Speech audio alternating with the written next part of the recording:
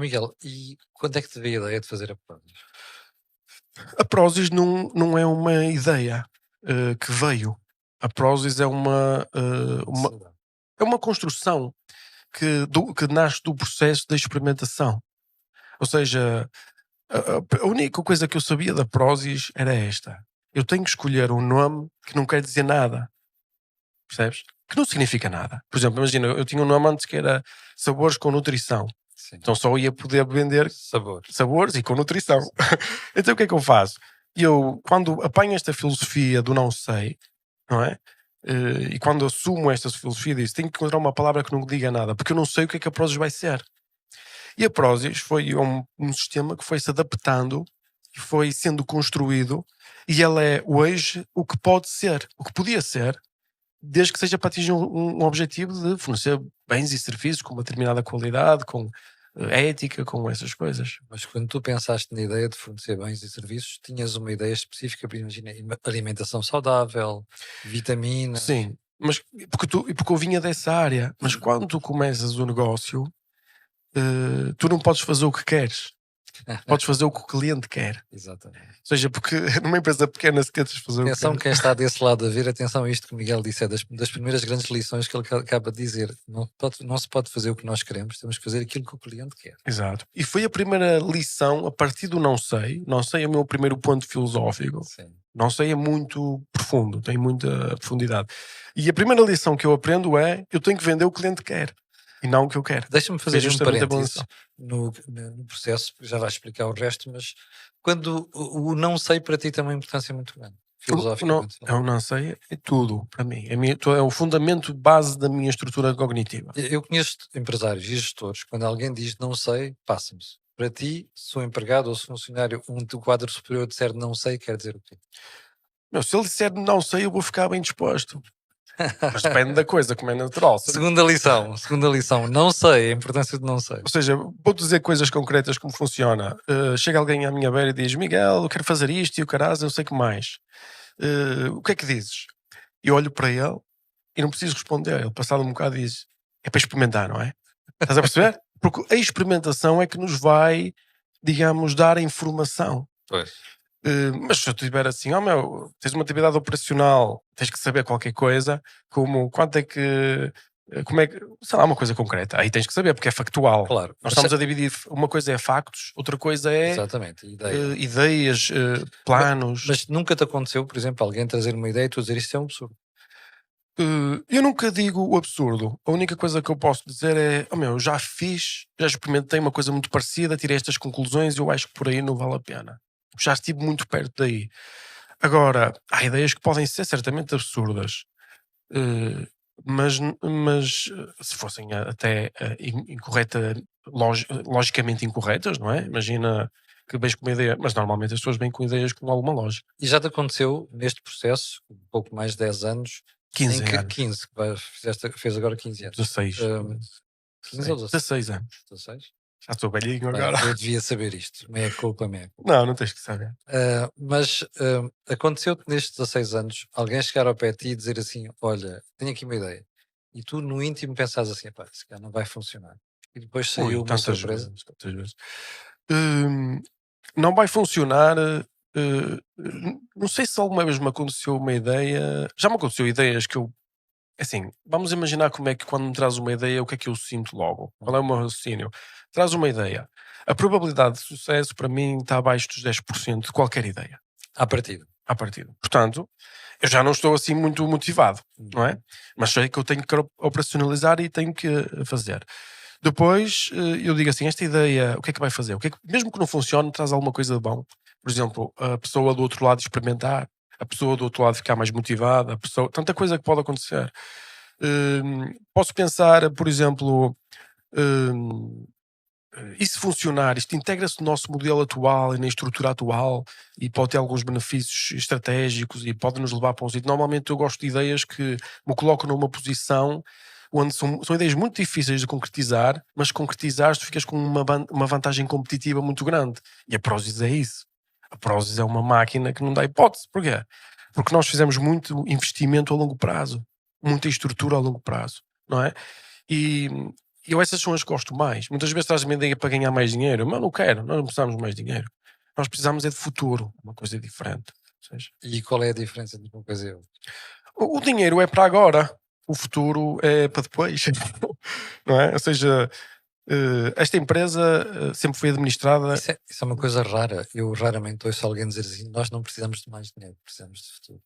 É muito raro encontrar isso. Mas isso só pode estar nessa condição quando já resolveste a questão do dinheiro, Pois. não é? Repara, eu no princípio tinha que me preocupar com os próximos 3 dias. Passado uns anos, preocupei-me com os próximos meses. Mas o que nós fazemos é, quanto mais estrutura e capacidade temos, mais nos deslocamos para o futuro. Deixa-me voltar. Tu Aos anos. decides ir. Portanto, vou Sim, fazer 41 anos depois da minha fecundação. Muito bem. Tu decides ir para esta área porque Sim. era um interesse pessoal. Era um interesse pessoal, ou seja, eu era uma pessoa que se preocupava com a saúde, porque eu era meio hipocondríaco, ainda sou, tenho sempre 2 ou 3 doenças a rolar. Mas eras hipocondríaco ou tinhas mesmo doença? Não, hipocondríaco, sente os sintomas, mas não tem doença. Ou seja, é uma característica. Muita gente é assim, só que não assumem, então andam sempre de médico em médico. E a cura para ti foi? A cura para mim foi um Esta- processo difícil, custou muito e precisei de muitos anos, mas a questão é, eu interessei-me pela área da nutrição. Porque quando não tens nenhum problema de saúde, então tentas comer bem para não ganhar nenhum problema de saúde, tentas ter um estilo de vida porreiro. Eu quando comecei a estudar, eu assustei-me. Eu disse, ninguém sabe nada, tipo, os médicos não percebem nada, e estamos a falar há 20 e tal anos atrás, não havia nutricionistas praticamente. Era uma profissão nascente. Era uma nascente. Ninguém sabe nada. Tipo, eu ando na internet e encontrei uma coisa chamada whey, que as pessoas consumiam whey ao pequeno almoço. O que é isto? Nem havia, em Portugal só. Proteína. E o que é isto? Estás a ver? E depois comecei a estudar e gastei algumas milhares de horas e formei-me muito profundamente em nutrição. E então comecei, sempre que estudava uma área dizia, mas isto, tipo, a ciência, o consenso científico não é o que eu estou a aprender. E depois saltava para outra área e dizia, o consenso científico não é o que eu estou a aprender. E no negócio também o consenso científico, entre aspas, não é o que eu estou a aprender. Ou seja, e comecei a ficar muito cético. E então, mas porquê é que estou na nutrição? Por causa de... Então interessei-me por essa área, pelos produtos, e era a agricultura biológica.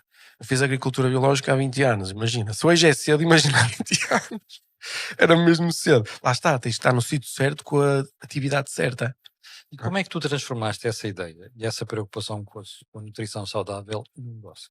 Pronto, depois eu tentei várias coisas e o meu pai ajudava-me, e depois eu não tive sucesso, porque era cedo demais, em outras atividades que eu fiz. E depois aconteceu esta cena de ter que ganhar dinheiro. E então, no momento que, vamos chamar, eu não sou idiota, não é? Há pessoas que têm o seu negócio, nem estão a dar por ela que não é viável e vão até ao fim e vão à falência, porque não fazem as contas. Pronto. Eu podia não saber, mas pelo menos contas eu sabia fazer. Eu sabia que, se eu quero fazer um negócio com alguma viabilidade interessante, eu vou ter que, tenho que ganhar, tenho que produzir mais lucro. Isto não é suficiente, isto aqui não é um negócio, isto é pagar uma ordenada, percebes? E então eu fui vendo isso, então tu chegas a um momento em que dizes assim, será que vale a pena o teu negócio? Se calhar trabalhar para alguém ganhava mais dinheiro. Isso foi a primeira vez que eu pensei em trabalhar para alguém, porque a minha ideia como jovem, como criança, era o que queres ser quando fores grande. Sim. Era fazer negócio. Ou seja, isto é não sei se é comum agora, na altura não era. Na altura, em todas as pessoas que eu conhecia, eu era o único que dizia que queria fazer negócios. Os outros queriam ser... Queria trabalhar para outras pessoas ou para outras empresas? Não, queriam ser jogadores de futebol, queriam ser astronautas, essas cenas. Eu não, eu quero fazer empresas, não sei porquê. E então, nesse momento eu pensei, será que eu não consigo fazer isto? Porque, por exemplo, a facilidade que eu tinha na escola, será que não se traduz em sucesso? Será que o componente de sorte tem mais impacto do que eu estava à espera? Será? Tanta coisa, não é? E então eu, naquele momento disse, não sei, mas foi um não sei diferente, não foi um não sei, foi um não sei, mesmo não sei, estás a ver? Depois ficas semanas de rastros, porque destrói toda a tua estrutura cognitiva. E autoestima? E autoestima, destrói tudo que tens, tudo. E fui-me construindo do zero. É um bocado assim como... E como é que tu E pegas... então a partir dali é adaptação total, não há limites. A Prozis vendia nutrição, produtos biológicos, não era a Prozis, era outra empresa. Daí fui vender nutrição.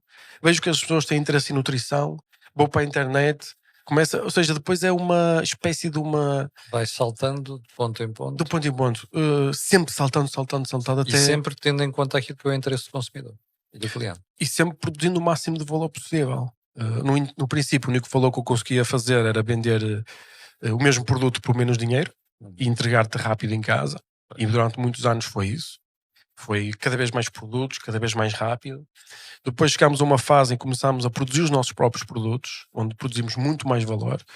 E agora estamos a entrar na fase onde, no próximo ano, só vamos vender os produtos que nós produzimos no nosso parque industrial. Que é uma cadeia. Uma cadeia fechada. Mas quando digo produzir é tudo. Nós fazemos o frasco, a tampa, o sleeve, nós imprimimos, desenhamos. E porquê, Miguel? Eu reparei isso, já visitei 2 ou 3 fábricas, reparei que estão a transitar para aí. Porquê? É uma boa pergunta. É uma questão de valor? Ou é o controle de todo o processo de maneira que responda àquilo que são os objetivos da empresa? Eu posso, se calhar, explicar porque é que comecei a ir para aí, porque é que começámos a seguir essa direção e depois a que conclusão é que chegamos. Portanto, nós decidimos ir para esse processo de fazer coisas, cada vez mais coisas, porque os outros não faziam de forma competente, na nossa visão. Imagina, nós estávamos a produzir numa fábrica e dizíamos, olha, vocês vão estocar o nosso produto. E ligávamos e eles não sabiam quanto produto nós tínhamos. E isso não pode ser. Então, a primeira vez que fomos fazer foi dizer assim, pessoal, é assim, se calhar até vai ficar mais caro, mas vamos produzir nós. E como começa é giro, é engraçado que é, como é que vamos fazer uma fábrica quando nunca tiveste uma fábrica? Como é que fazes? Mandas vir a primeira máquina, não é? Manda-se vir a primeira máquina e o pessoal diz, que máquina é que vamos comprar? Eu, qualquer uma. Ela, mas qualquer uma como? Eu, comprar mais barata, manda vir. E ela vem, depois olhamos para ela. E foi assim. E já tinhas estudado o processo, a logística, ou não? Ainda não tinhas chegado a essa fase? Já tínhamos, que a fábrica é um processo que vem depois de já seres muito bom a operacionalizar a logística. A logística foi também, tem muitas histórias, não é? Como é que se fez a logística, que é muito evoluída e muito interessante, e é a adaptação. Eu aproveito para dizer ao espectador que tem toda a razão, Miguel. Eu já visitei 2 ou 3 fábricas e estou impressionado com a logística da Prozis. É uma coisa, nós somos os reis da logística, não há hipótese. Foi aí que começámos e não...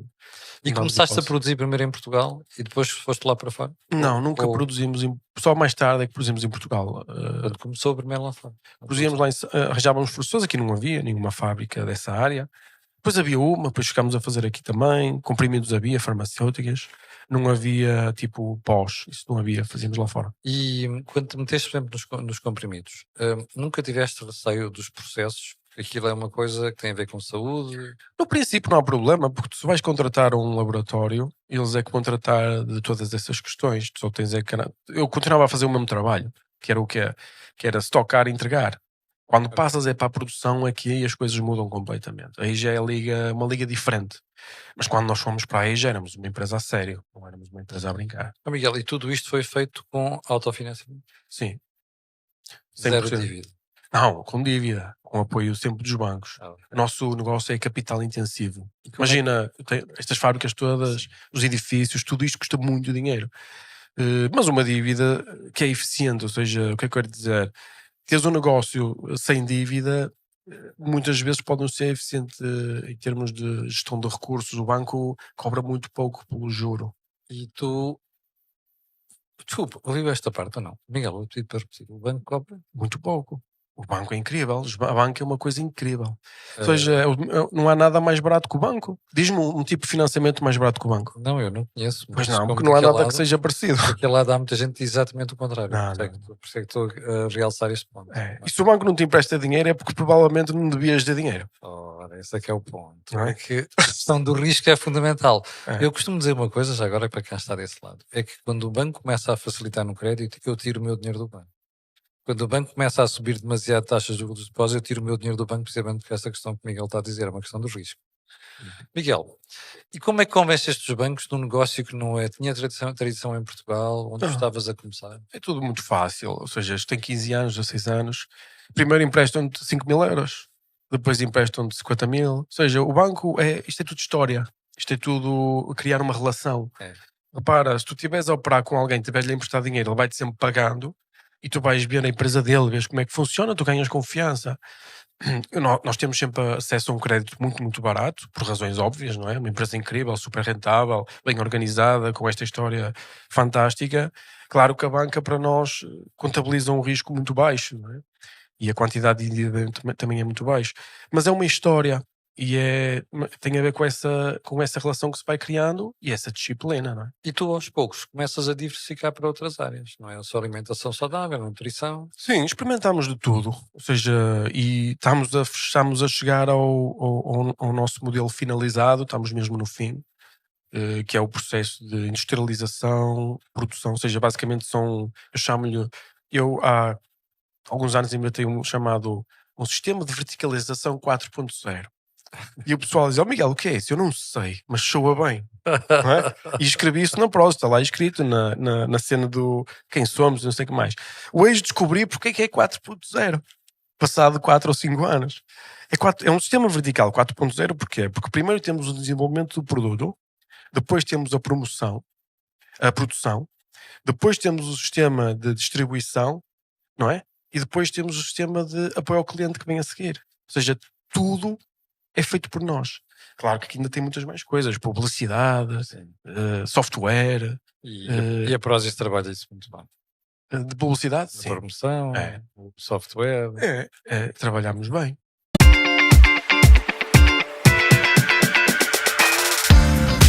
Isto é o Quinto Império CDK.